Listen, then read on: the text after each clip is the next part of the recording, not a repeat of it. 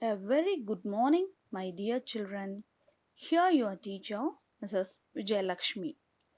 Children, I hope you all are watching, enjoying, and learning through this offline video recording session. Is it not? Please, children, make use of this opportunity and learn. Children, in your yearly classes, you have learnt thinking skill. Is it not? Yes, thinking skill is nothing but your environmental science. What is that environmental science? This environmental science helps you to explore, connect, and understand natural things and human made things in our environment. It also helps you to be aware of your surroundings and enables you to learn about the environment. Okay, children, are you all clear? Yes. Environment. What is that? Everything around us. Whatever thing we are seeing in this nature, in our surrounding, that is it. Yes, children. Take for example, if you are going to the park, there you are able to interact with both living organisms and non-living organisms.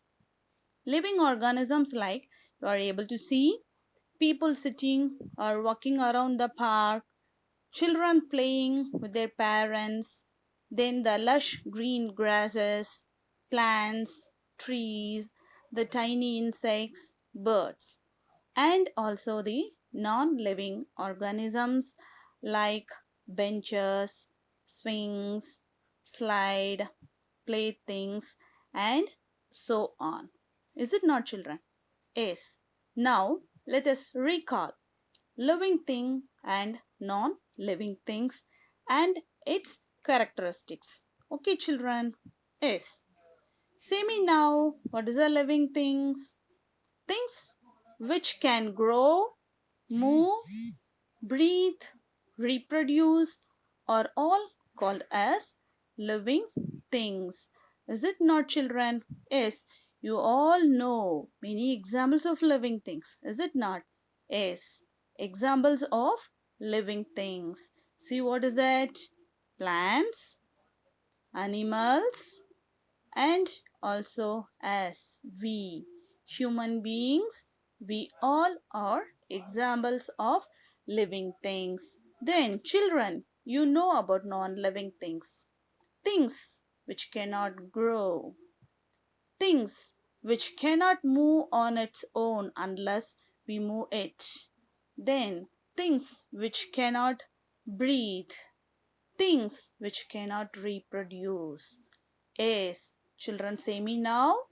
Things which cannot grow, move, breathe, and reproduce are called non-living things. Non-living things do not have any kind of life in them. You know many examples for non-living things. Here I have given you some examples like bucket, rocks, but you know many like bag, pencil, car, bus, fan. Is it not, my children? Yes. Now let us learn about living things on earth. Living things includes plants, animals, and we, the human beings. We all belongs to living things. Plants and animals are living things, but they have different characteristics. Let us see what are they. Plants cannot move from one place to another place. However, plants move their stem to face the sun. Hence, they are also called living things. See the picture? What is that? Sunflower is facing towards the sun. Yes. Then children, you know, living things need food to grow. Is it not? Yes. But plants do not get food from other living organisms because plants can make their own food using sunlight, water, and air from this environment. This process is called as photosynthesis. Yes, children, Now see this picture. In this picture, I have shown you chlorophyll. What is that chlorophyll? Chlorophyll is a green pigment present in the leaves which makes the plant green color. Because of that chlorophyll, plants can trap sunlight that is required to make their food for the plant in presence of water and air. Through the roots, it takes water and minerals. Then, animals depend on plants for their food, and some animals depend on animals itself for their food. Animals' habits, let us see here. Herbivorous. What are they? Animal which eat only the plant are called as herbivorous. They are also called as plant eaters. See here, cow, elephant, squirrel, goat, deer, monkey. These all are called as herbivorous because they eat only the plant and the plant products. So they are plant eaters. Then comes our carnivorous. What are they? Animals who eat only the flesh or meat of other animals are called as carnivorous. Say some example: lion, tiger, wolf, fox, like that. They eat only the flesh of other animals, so they are carnivorous. Here comes omnivorous. Animals which eat both plant and animals are called as omnivorous. They are plant and animal eaters. Children, you all know very well that dog eats both the plants and its plant product and also the bone, is it not? Yes, so it is called as a omnivorous. Say me now, human beings? Yes, we the human beings, we also depend on both plants and animal for our food. So we are all belong to the group omnivorous. Okay, children, now you all are clear about it. Yes, next comes animals show more visible movements. See here, what is that? We all are able to walk, run, hop. See that the birds are flying, and we all are able to walk and do so many actions. Is it not? So we all can move. Children, do you know that why animals move from one place to another place? Yes, see here.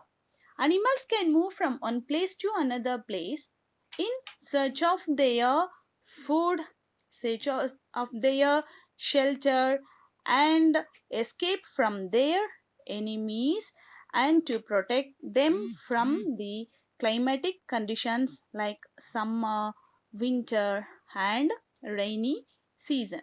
Yes, children, we said as living things has to live alive, they have to breathe. Is it not? Yes. Plants and animals breathe in different manner. Let us see how they breathe. Yes. See the next slide.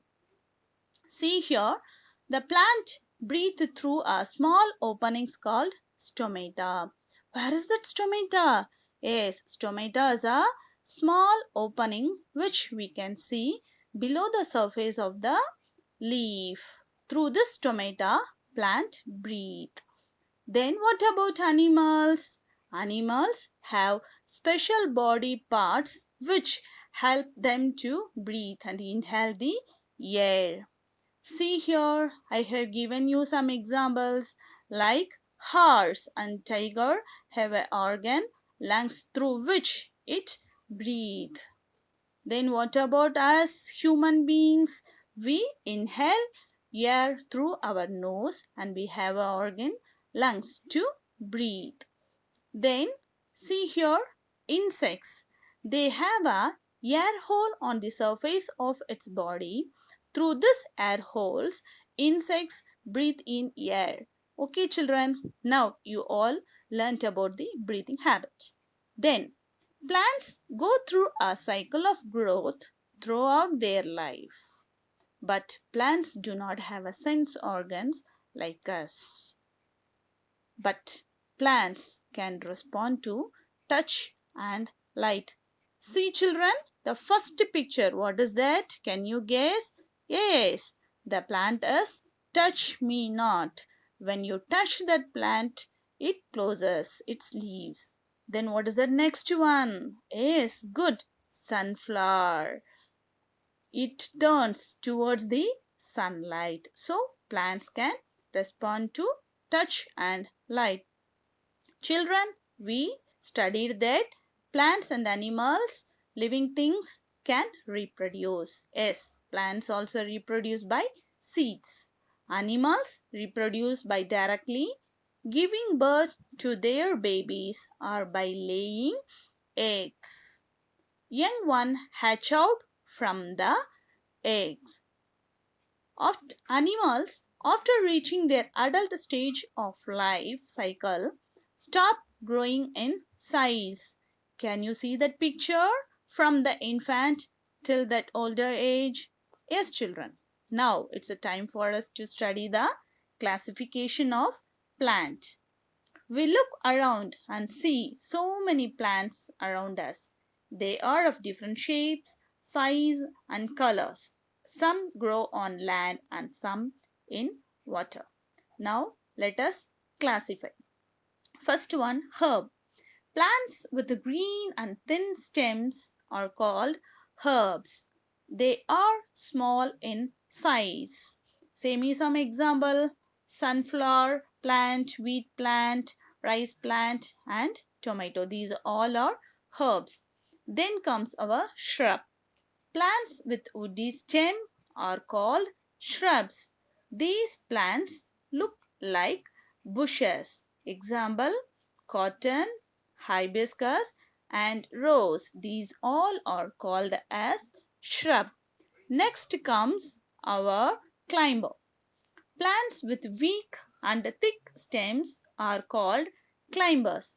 They cannot stand and grow straight on their own, so they need a support to climb. Example, pea plant, grapevine plant and money plant. These all are climbers. Then comes creeper. Plants which creep on ground due to thin and weak stems are called creepers. See there some examples like strawberry plant, bitter gourd plant, watermelon plant, pumpkin. These all are creepers. Children, you all very familiar with this. What is that? Good, very good. Tree. Trees have many branches with fruits, leaves, and flowers. The biggest plant among all is a tree. Example, you know many things, is it not? Neem tree, peepal tree, mango tree, and so on. And now we can classify animals depending upon their food habits. Already we saw that herbivorous plant eaters, carnivorous meat eaters, omnivorous both plant and meat eaters. Is it not, children? Yes. Still now we have learnt about living things and non-living things and their characteristics. Okay, children. Now this is a time for us to learn about plant and animal products. They both give us many products which are very useful for us. Children, you know plant gives us many more essential products like fruits which we get from plant and vegetables which we get from plants are called as plant products. Then comes animal products. Animals gives us many products like cow gives us milk, poultry animals like a hen, duck gives us egg, then we are taking fish, then meat. These all are called as animal products. Yes, children. Now this is a time for us to summarize. Let us summarize what we learned. Say me now. Good. Living things, non-living things. Living things include plants and animals. We saw about plants and animals, how they move, how they grow, how they reproduce, is it not? And also, we differentiated between the living things and non living things. Then we classified the plants. How do we classify? We classified the plants as herb, shrub, climbers, creepers, and trees. Then what we did, depending upon the food habit, we classified the animals as herbivorous, carnivorous, and omnivorous. At last, what we saw about the plant and animal products. Children, I hope you all learnt this lesson. Now it's a time for us to do our worksheet. Children, see here. As a first worksheet, I have given you the plant. Please draw this plant in a paper and then you mark the parts which I have given down. Next comes your second worksheet. See that picture and type the name of that plant, whether it's a herb, shrub, creeper, or climber. Then you have to write three things that how you will take care of your plant, like watering the plant, keeping it in the sunlight, like so on. Okay, children. Then I have given you animals on one side and the food they love I have given. You have to now match the animals with the food they love to eat. Yes, children, here comes your last worksheet. I have given you animals. You have to match them whether they are a herbivore, carnivore, or omnivore. Just you can write the name of the animal and you can match it. Thank you very much, my dear children, for your patient learning. And thank you very much, my dear parents, for encouraging them to watch this offline video session. Once again, I thank you all. Thank you very